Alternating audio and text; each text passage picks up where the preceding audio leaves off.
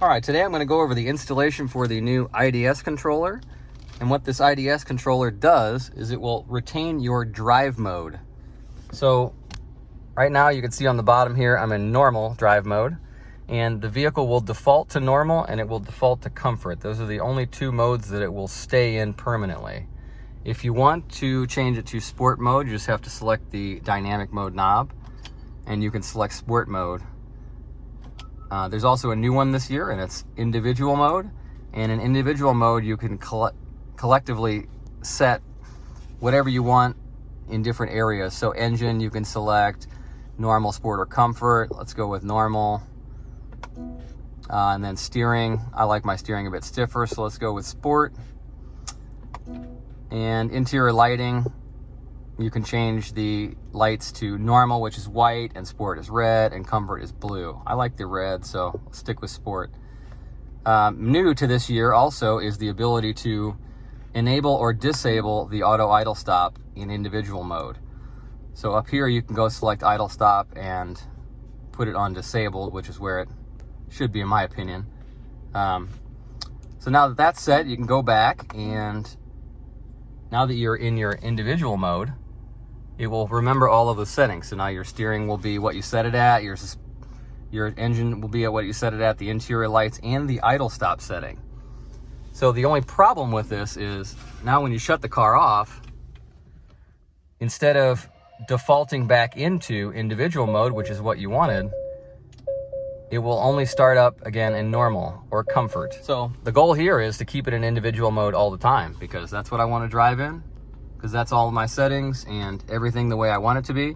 So I'd like to personally drive in individual mode all the time, which is why I came up with this IDS controller. So now that I've kind of explained the function and what the device is going to do, let's go ahead and get to installing this thing. And installation really isn't too bad on this model. First thing you're going to do is take this side trim piece off, and the second thing we're going to do is take this side trim piece off. Now if you just grab on out of the corner down here, it comes off really easily, and you really don't have to unplug the switch on the back here. You can leave everything plugged in and just leave it hanging. We really just need to get to these two screws right here. So we're gonna do the same thing on the other side. Just grab by the corner and kind of pull it off as you go down the dashboard until you get to underneath the vent where the last clip is. So we'll pull that off, and we're just gonna leave that to the side also, just like the other one. And then next thing, we're going to take out these 4 screws.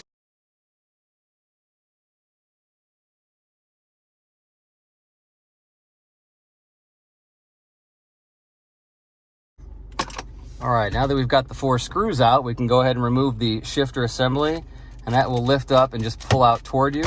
There's a couple clips at the top and a couple clips at the bottom, but really it comes out super easy as well. What we're really trying to get to here is the back of this dynamic mode switch button. This gray connector right here. So what we're going to go ahead and do is unplug this button. I just shut the car off because you shouldn't do this with the car on. I was just running the air conditioning because it's really hot out here today. So you're going to take your IDS controller out of the package, and it's going to look something like this. It'll have a little red jumper tab. That's the important part of this board, is this red jumper tab. It gives us multiple options. So the way it comes shipped with the red jumper installed will retain the individual mode setting. If you're the type of person that wants to be in sport mode all the time, all you have to do is just unplug this red jumper and leave it off, and it will go to sport mode instead of individual mode. And then, maybe you change your mind later on down the road, just put that jumper back on and it will go back to individual mode setting. So to install this little guy here, all we're going to do is plug one end into the switch. All right, we'll just plug this end into the connector that we unplugged. So now it's just connected up like this, and you can zip tie it to the wire harness down here, or to the wire harness down here just for mounting, but it shouldn't really rattle around too much.